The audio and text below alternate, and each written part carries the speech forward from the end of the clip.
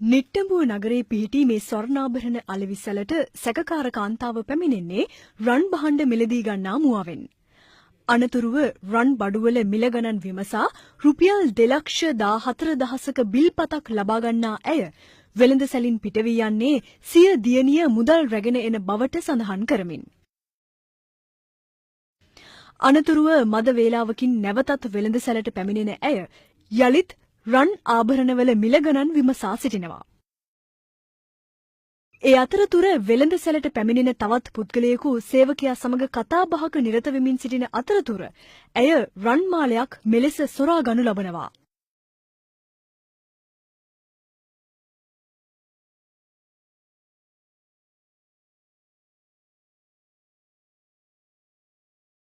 අනතුරුව ඇය යලිත් රන් භාණ්ඩවල මිල ගණන් විමසන අතරතුර වෙළඳසැලේ සේවකයා තමාට ලැබෙන දුරකථන ඇමතුමකට ප්‍රතිචාර දක්වන අවස්ථාවේදී වළල්ලක් සඟවා ගන්නේ මේ අයුරින්.